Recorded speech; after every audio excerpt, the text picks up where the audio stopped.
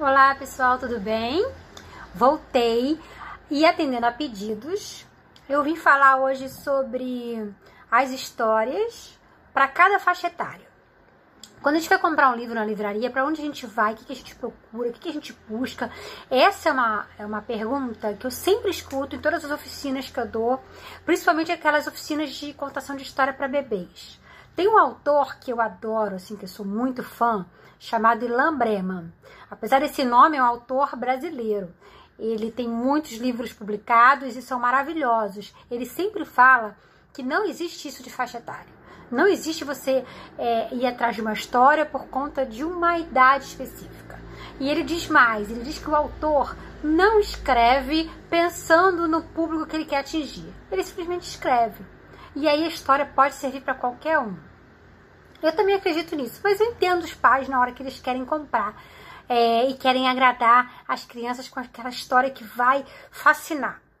O ideal é que a gente escute, que a gente conte, que a gente busque muitas histórias, que a gente vai selecionando também e vai ficando cada vez mais fácil. Quando eles são bem pequenininhos, é muito importante que o livro seja um brinquedo. O livro tem que fazer parte daquela cesta de brinquedo, sabe? O livro tem que ser um objeto brinquedo. Ele tem que ser manipulado, ele tem que ser mexido, pisado, arremessado, porque ele é um objeto ainda sem um valor social. A criança não entende para que serve aquele livro. A gente vai contando a história aos pouquinhos e aí eles vão entendendo. Então, hoje em dia a gente tem muitos livros assim. Livros de pano, fazem barulho, que podem ir, sabe para onde? Para a máquina de lavar e não tem nenhum problema. Eles podem brincar à vontade. Tem livrinho que imita um brinquedo mesmo, com as rodinhas. As histórias nem sempre são muito interessantes, mas a gente brinca com o formato, brinca com as cores, brinca de passar as páginas, porque eles vão começando a entender como é que funciona esse objeto. E depois, tem alguns livros também que são grandes, assim, eles começam a se interessar por conta do tamanho, do peso, por conta das cores, mais do que das cores, dos contrastes. E aí, é interessante quando eles são, assim, cartonados, porque duram mais, tem esses cantinhos arredondados, porque não machuca os olhos do bebê, não é? E tem coisas escondidas. Eles adoram quando tem essas abas assim, a gente abre para continuar a história. Isso é muito interessante para eles, vocês vão ver. E daí eles vão crescendo e as histórias podem ir crescendo junto com eles. Eles vão começando a entender como é que é um livro, como é que passam as páginas, que a história vai crescendo, que ele é assim mesmo, não dá para pegar a história. Tudo eles vão aprendendo com o tempo e com a relação com esse objeto. Então, ele, apesar de ser um livro engraçado, que ele pode ser, com uma historinha, ele continua sendo atraente de outras formas. Ele tem boneco, ele tem uma coisa que sai de dentro dele, quer ver? Deixa eu mostrar esse. Olha como ele é bonito e interessante. Ele é um livro pop-up, que a gente chama.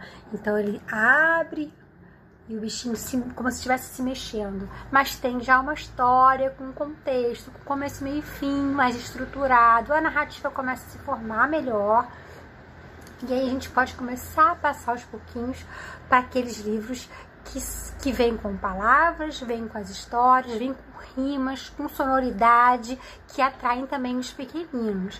Já eles vão crescendo. Então esse aqui é da Sônia Junqueira, que eu amo de paixão, uma coleção maravilhosa. Esse aqui é o Pato e o Sapo, que faz muito sucesso aqui em casa.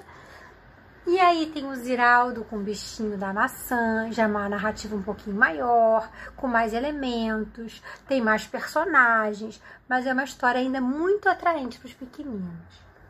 A Eva Furnari, com Você Troca, que é uma brincadeira de trava-língua, uma brincadeira de rima, é muito interessante. Apesar de não ter uma narrativa, a gente entende como é que funciona essa linguagem e eles gostam bastante. Vira uma grande brincadeira.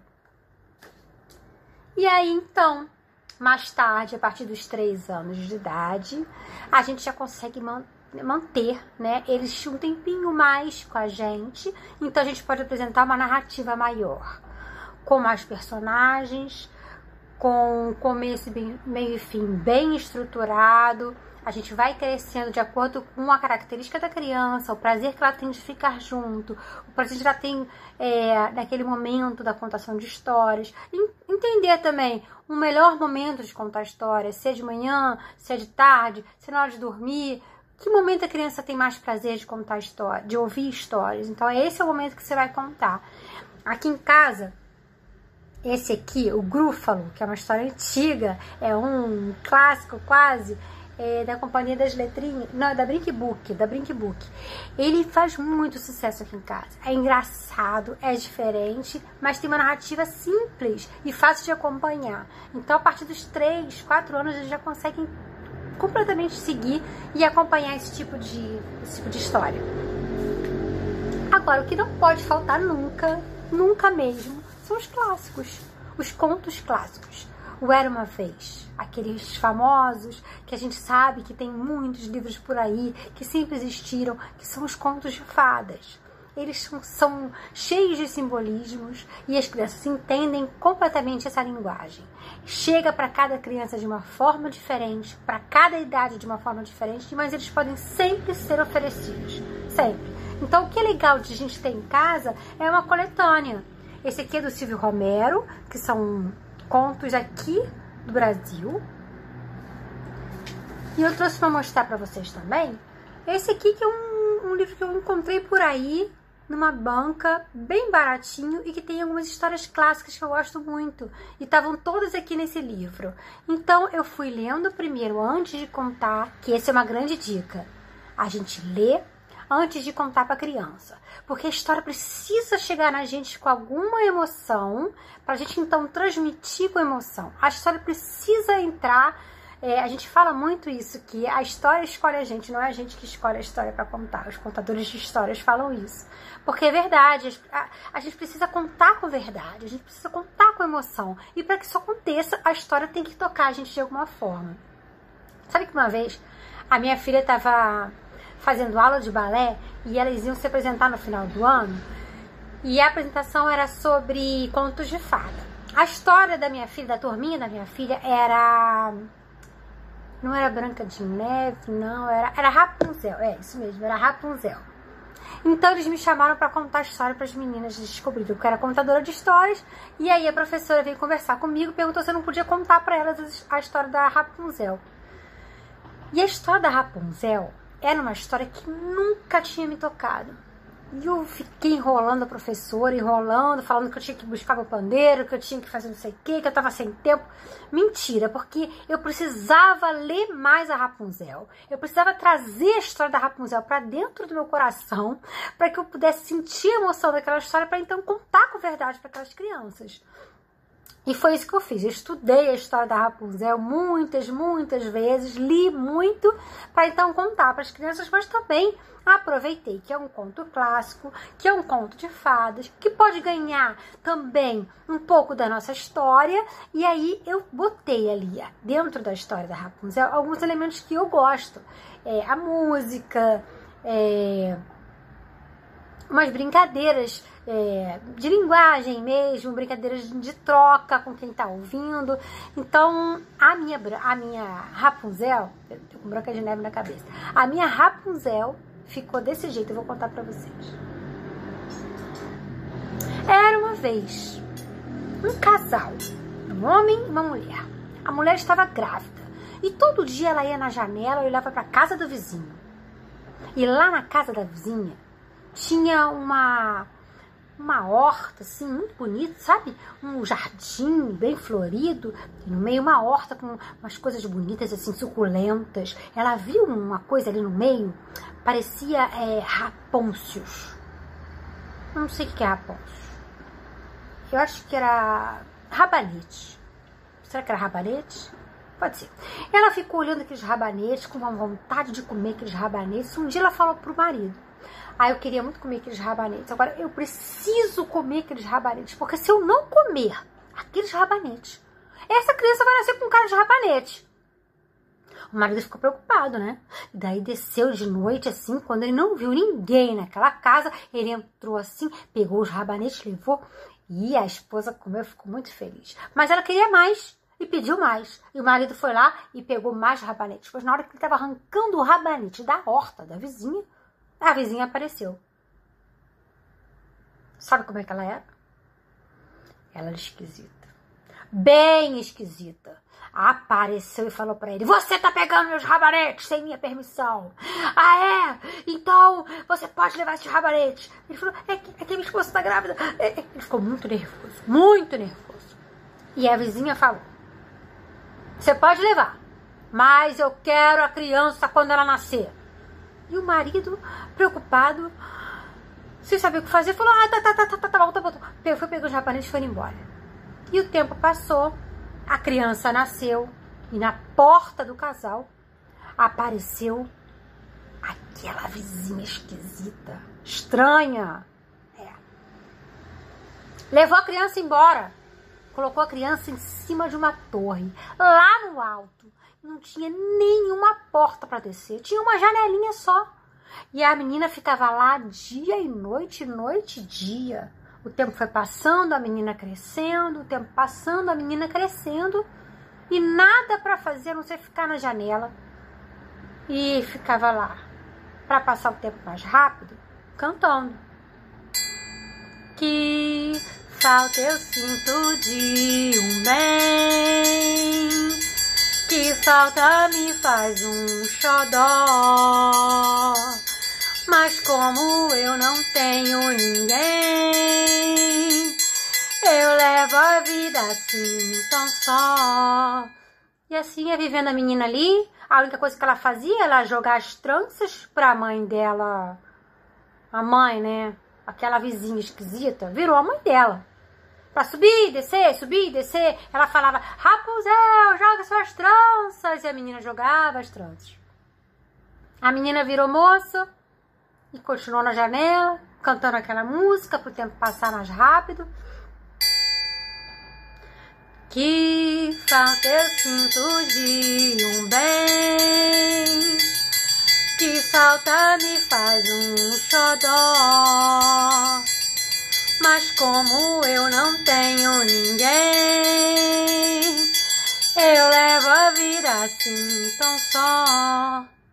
Mas um dia, tava passando o príncipe ali embaixo da torre, bem na hora que a menina tava cantando na janela. E ele ficou apaixonado por ela e pelaquela voz. E ficou pensando: meu Deus, como é que eu vou subir lá pra falar com ela? E aí foi quando ele viu aquela mulher esquisita chegando e falando: Rapunzel, jogue suas tranças. E quando ela saiu de novo, o príncipe fez isso. Rapunzel, jogue suas tranças. Ela jogou, ele subiu e foi amor à primeira vista. Eles marcaram até casamento naquele dia. Ficaram apaixonados um pelo outro. O tempo foi passando e um dia, quando aquela mulher esquisita chegou lá embaixo e gritou: Rapunzel, joga suas tranças. A Rapunzel jogou e ela foi subindo, e a Rapunzel, já de saco cheio daquilo, falou assim: ai, você é muito pesada, o príncipe não é assim. Quando a gente tá apaixonada, a gente fala as coisas assim, sem perceber, sabe? E aí, ela ficou sabendo, então, aquela mulher esquisita, que o príncipe tava indo lá visitar, e ficou sabendo até que já tinha um casamento marcado. E ela era muito má. Você lembra do começo da história, né? Ela era muito má mesmo. Então, ela cortou as tranças da Rapunzel, deixou assim no cantinho, jogou umas coisas assim no chão, ficou muito chateada com a Rapunzel. Botou a Rapunzel lá longe da torre. Sabe aonde? Num deserto. Quando o príncipe apareceu: Rapunzel, joga suas tranças. Aquela mulher esquisita jogou as tranças. O príncipe subiu pelas tranças achando que era Rapunzel. E aquela mulher esquisita, estranha, má, empurrou ele lá de cima. E ele caiu. Mas não morreu, não. Ele machucou os olhos. Ficou cego. Cego e vagando por ali. Andando dias e noites, sem saber para onde estava indo. Até que ele escutou aquela voz bem lá no fundo, cantando aquela música, lembra? Que falta eu sinto de um bem, que falta me faz um xodó. Mas como eu não tenho ninguém, eu levo a vida assim tão só. E ele começou a gritar, Rapunzel, é você, Rapunzel. E a Rapunzel então viu de longe aquele rapaz que era o príncipe. Ela falou, cara, só pode ser o príncipe. E saiu correndo e eles se abraçaram e ela chorou de emoção. E as lágrimas da Rapunzel caíram justamente nos olhos do príncipe. E sabe o que acontece em Conto de Fada? Ele ficou curado, voltou a enxergar e eles ficaram muito felizes e marcaram agora o casamento de verdade. Marcaram, fizeram uma grande festa para comemorar aquilo tudo, sabe? E sabe quem foi convidado? Não. A mulher esquisita não foi convidada, não, claro que não. Quem foi convidado? O pai dela de verdade. E a mãe dela de verdade também foi convidada. Lembra do pai dela e da mãe dela de verdade, lá no começo da história? Então, eles foram à festa. E aí o pai, quando chegou, olhou pra ela e falou, Maria Luísa! É, porque ninguém sabe não, mas Maria Luísa foi o nome que ele quis dar pra ela. Só que ela foi embora, né? E ganhou o nome de Rapunzel. Ninguém sabe essa parte da história. Aí quando viu a menina, já tava uma moça se casando, cantou pra ela assim, samba de Maria Luísa é bonito pra chuchu. Ela canta, ela dança, menina. O samba da Marilu. O samba de Maria Luísa é bonito como que. E é por isso que o papai já está apaixonado por você. Já está apaixonado por você. Já está apaixonado por você. Maria Luísa. E assim ficou a minha Rapunzel. Eu precisei transformar um pouquinho para ganhar a minha cara e para ter emoção na hora que eu contei para as crianças. E funcionou. E eu conto até hoje por aí, sabia? Um beijo, gente. Até o próximo encontro.